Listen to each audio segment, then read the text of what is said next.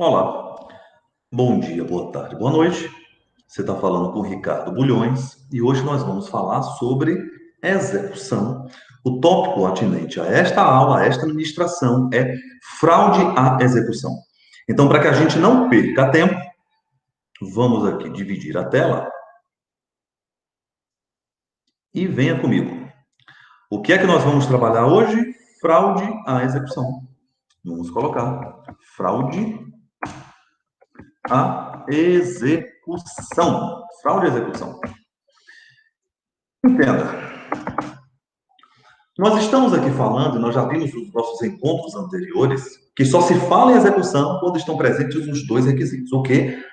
O inadimplemento da obrigação, ou seja, uma obrigação, seja de dar, fazer ou não fazer, se a gente for se pegar nessa classificação clássica das obrigações, o sujeito está inadimplente na obrigação e esta obrigação está contida em um título, seja um título judicial ou um título extrajudicial.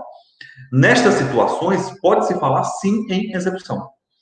Então, nós já vimos nos nossos outros encontros que o sujeito pode, por N situações, não efetuar o cumprimento da obrigação. Ou porque não quis, ou porque não podia, ou porque não sabia. Enfim, não importa o motivo, pode-se falar sim nessa obrigatoriedade de cumprimento, pelo menos via de regra, da obrigação que está inadimplida. Agora, é comum que as partes, aqui estamos falando do devedor, pratiquem fraude à execução. Ou seja, eles pratiquem atos no sentido de esconder patrimônio, no sentido de frustrar a execução que foi iniciada pelo credor, no nosso caso, pelo executado, pelo exequente, aliás. Perfeito? Agora, a fraude em execução, é a primeira observação que nós temos que falar, ele é diferente da fraude contra credores. Nós já vimos em momentos anteriores que a fraude contra credores é um instituto do direito material, é um instituto do direito civil. E a fraude contra credores está presente no artigo 158 do Código Civil. Bora ver o que é uma fraude contra credores? Eu estou com o Código Civil aberto. Olha o que é que fala aqui o Código Civil. Artigo 158. Os negócios de transmissão gratuita de bem ou remissão de dívida, se os praticar o devedor insolvente, olha quantas informações nós temos aqui para pensar na fraude contra credores. Perfeito? A fraude à execução ela é muito parecida, mas tem uma diferença basilar. O indivíduo ele não pode doar patrimônio, formalizar a transmissão gratuita de bens. Tampouco perdoar a dívida. Imagine, o sujeito está devendo e perdoa a dívida. Perfeito? Frustrando os interesses dos credores. Tá? Credor esse que quirografaram, a gente vai ver daqui a pouquinho. Então, transmissão gratuita ou remissão de dívida, se o praticar o devedor que já está insolvente, ou seja, o sujeito não tem patrimônio para arcar com o cumprimento da obrigação, ou com a transmissão gratuita ou remissão da dívida, o indivíduo ele se coloca em estado de insolvência, o sujeito possui 1 milhão, teria condição de pagar o débito, mas se coloca em estado de insolvência. Nesta situação, é considerado fraude contra credores. Bora voltar lá para a nossa tela. Fraude contra credores, portanto, é um instituto do direito material em que o indivíduo transmite gratuitamente bens, perdoa dívidas, se colocando, ou se já era insolvente, ou se colocando em estado de insolvência. Nós já sabemos que a diferença da solvência à insolvência, do devedor solvente ao devedor insolvente, é que um devedor solvente ele tem condição e tem patrimônio para cumprir com a obrigação que não foi cumprida. Perfeito? Em uma execução, se o sujeito ele é solvente, nós podemos ir em busca do patrimônio, formalizar uma penhora online, fazer uma busca de automóveis, buscar o patrimônio, o imóvel do indivíduo, desde que não entre naquelas causas de impossibilidade de execução, né? Bem de família, nós já vimos no nosso último encontro que não é possível ser objeto de uma execução, de uma penhora. Mas, via de regra, se não entrarem ali nos requisitos do artigo 833 do Código Civil, do Código de Processo Civil, é possível formalizar e dar continuidade à execução até que se cumpra aquilo que estava disposto no título, seja judicial ou seja extrajudicial. Numa fraude à execução, a parte pratica a mesma coisa. Ele se coloca em estado de insolvência, formalizando negócios jurídicos, seja de transmissão gratuita, seja de remissão de dívidas. Agora, possui uma diferença basilar. Qual é a diferença basilar da fraude contra credores à fraude à execução? Olha que coisa interessante. Vou colocar aqui. Tópico 2. A fraude à execução, ele é um instituto do direito processual. A fraude, a fraude contra credores é um instituto do direito material. A fraude à execução é um instituto do direito processual. Na fraude contra credores, nós podemos falar de defeito de negócio jurídico. Bora voltar? Vamos só relembrar quais são os defeitos de negócio jurídico.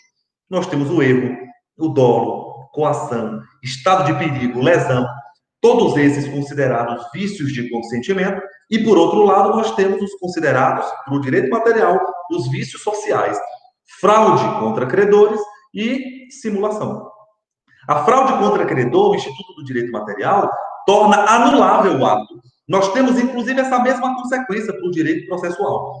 Só que, se é o Instituto do Direito Processual, você não viola tão somente interesses de credores. Porque na fraude na execução, você viola aqui o próprio funcionamento do judiciário. Nós estamos ofendendo, a gente vai voltar daqui a pouquinho, porque eu vou fazer essa tabela comparativa, a própria dignidade da justiça. No Instituto da Fraude contra Credores, viola-se interesse dos credores. No Instituto processual, nós temos algo talvez até mais grave. Porque além do interesse do exequente, você também está violando a dignidade da justiça. Você está maculando o funcionamento do judiciário. Qual é o conceito de fraude contra fraude à execução? O indivíduo se coloca em estado de insolvência para poder inviabilizar a execução. Na fraude à execução, o sujeito se coloca em estado de insolvência para inviabilizar a execução. Entenda, eu posso transmitir gratuitamente bens. Sim. Desde que eu não viole, eu posso formalizar contratos de doação, desde que eu preencha os requisitos dos contratos de doação. Perfeito? Eu posso perdoar dívida? Posso. Agora, o que é que eu não posso fazer? Eu não posso doar patrimônio, sendo que não cumpri uma obrigação contida em um título executivo. Se já foi iniciada uma execução. Eu posso perdoar a dívida. Agora, eu não posso perdoar a dívida se já deu-se início a uma execução. Perfeito? Nós estamos trabalhando aqui com as hipóteses presentes, porque existem hipóteses que o CPC trabalha, vamos trabalhar aqui, hipóteses de fraude à execução. Aqui eu estou falando do artigo 790 do CPC. São as hipóteses de fraude à execução. Perfeito? Daqui a pouquinho a gente vai fazer a tabela comparativa e essa tabela vai ficar claríssima. O que é que eu quero pedir aqui agora para você? Anote. Nós já estamos colocando, já está tudo em vídeo, mas não se sabote. Aumente a sua possibilidade de retenção de conteúdo. Anotou o conceito, pausou o vídeo, anotou. Voltou, contrapôs. A gente vai finalizar o vídeo fazendo uma tabela comparativa. Vamos resumir o que está disposto, tanto no Código Civil como no CPC, e a gente vai ficar muito claro qual é a diferença de uma fraude à execução e uma fraude contra credores, pois são institutos que estão muito e que são muito semelhantes. Bora utilizar aqui agora as hipóteses que o CPC traz para fraude contra credores. O CPC está aberto. Bora ver o CPC. Aqui está o CPC, artigo 790, aqui. 792, perdoe. Aqui. 792.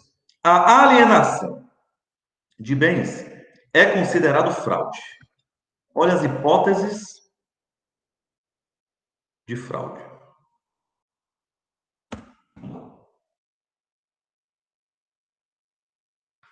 Primeira delas, Quando sobre um bem pender ação fundada em direito real ou pretensão repercussória, desde que a pendência do processo tenha sido averbada no respectivo registro. Quando, inciso 2, quando tiver sido averbada no registro do bem a pendência do processo de execução, entenda, iniciou-se um processo de execução, então você formalizou um registro no bem de que existe sobre aquele patrimônio uma ação de execução em curso. A gente vai entender isso daqui a pouquinho. 3. Quando tiver sido averbado no registro do bem hipoteca judiciária ou ato de constrição judicial originário no processo onde for arguida a fraude. Inciso 4. Quando, a tempo da alienação ou da oneração, tramitava contra o devedor ação capaz de reduzi-lo à insolvência e nos demais casos expressos em lei. Olha que coisa interessante. Eu vou criar aqui uma dica para tudo isso aqui, people. Sabe o que é que está falando as hipóteses do artigo 792? Você vai colocar essa observação, isso daqui é uma dica, ó. Depois, coloque isso em caixa alta, depois de iniciada a execução, nós podemos falar de fraude à execução. É isso que fala exatamente todos os incisos. Iniciou-se a execução, fala-se em fraude à execução. E antes de iniciar a execução, nós podemos falar de fraude contra credores. Meu Deus, que dica! Isso daqui é uma dica de ouro. Iniciou a execução, nós podemos falar de fraude à execução. Ainda não iniciou ainda a execução. Então, você pode falar de fraude contra credores. Isso daqui é uma dica de ouro. Agora, olha que coisa interessante. Quando é que se inicia e quando é que pode ser considerada a execução? É outra dica, é uma outra observação após a citação. Formalizou-se a citação, nós falamos que pode ser considerada o início da execução qualquer ato de insolvência praticado pelo devedor, no nosso caso, pelo executado, é considerado fraude à execução. Antes disso, antes da citação efetiva do indivíduo, nós podemos falar de fraude contra credores. Instituto do Direito Material. Isso aqui é muito importante porque nós estamos em lapso temporal, em momentos completamente divergentes. Apesar de que os institutos são muito semelhantes. Por quê? Bora voltar. Porque tanto na fraude contra credores, quanto na fraude à execução, o sujeito se coloca em estado de insolvência. Ele vende, ele perdoa, ele doa, transmite gratuitamente patrimônio, se colocando em estado de insolvência. Mas a diferença aqui é que, antes de iniciar a execução, o Instituto do Direito Material, após a citação, após o início da execução, após a averbação, por exemplo, é isso que fala o inciso 1, o inciso 2, averbou-se, iniciou-se a execução, nós podemos falar, naquele momento, em fraude à execução. Então, aqui agora, a gente vai criar uma grande tabelinha. Olha que coisa interessante. Nós estamos tornando fácil o que é difícil. Bora botar aqui, ó. Fraude de credores, senão não vai caber. E aqui, fraude à execução. E aí a gente vai vir aqui, ó, tópico 1. Na fraude contra credores acontece, anote no seu caderno antes da citação. E na fraude contra credores, na execução, depois. Fraude à execução ocorre depois da citação. Olha a outra diferença para você não errar. Fraude contra credores viola direito material. E a fraude à execução viola direito processual. Processo. Outra diferença. A fraude contra credores é considerada um defeito de negócio jurídico, isso é importante. E a fraude à execução ofende o quê, Ricardo? A dignidade, tá? Aqui não vai caber. Justiça. Fraude contra credores ofende Negócio jurídico. Fraude à execução, dignidade da justiça. Olha que coisa legal. Você vai se lembrar que quando nós falamos em fraude contra credores, nós temos um tipo de ação específica, perfeito? Para se formalizar a fraude. Qual é a ação que você evoca a anulabilidade do negócio jurídico formalizado? Ação pauliana. Quando eu falo de fraude à execução, eu vou falar de ação pauliana? Não, não. Por quê? Porque a discussão vai se processar nos próprios autos. Nos próprios autos. Próprios autos. Olha que coisa legal. Quando se fala de fraude contra credores, é algo que ocorreu antes da citação. Fraude à execução, o sujeito foi citado, qualquer ato de insolvência praticado é considerado fraude à execução. A fraude contra credores é defeito de negócio jurídico, viola direito material, artigo 158 do Código Civil. A fraude em execução, o sujeito se coloca também em estado de insolvência, porque você já sabe que, via de regra, o sujeito pode vender, via de regra, o sujeito pode perdoar, via de regra, o sujeito pode perdoar. O que o sujeito não pode é perdoar, doar e vender, se colocando em estado de insolvência. Após a citação, o sujeito, quando se coloca em estado de insolvência, está querendo frustrar a própria execução. Então, esse negócio jurídico ele pode ser anulado. Isso não é legal? Na fraude contra credores, nós temos um tipo de ação específica, a ação pauliana. Na fraude à execução, isso vai ser processada nos próprios autos. É lá que você vai evocar excelência. O indivíduo está praticando atos de insolvência e o magistrado vai tomar as medidas cabíveis para anular o negócio que foi feito, para resguardar os interesses dos credores do exequente naquela execução. Perfeito? Eu finalizo aqui a nossa administração. Quero agradecer a você pelo prazer que é estar podendo falar de processo. Fortíssimo abraço. Até o próximo encontro. Deus te abençoe. Tamo junto. Valeu.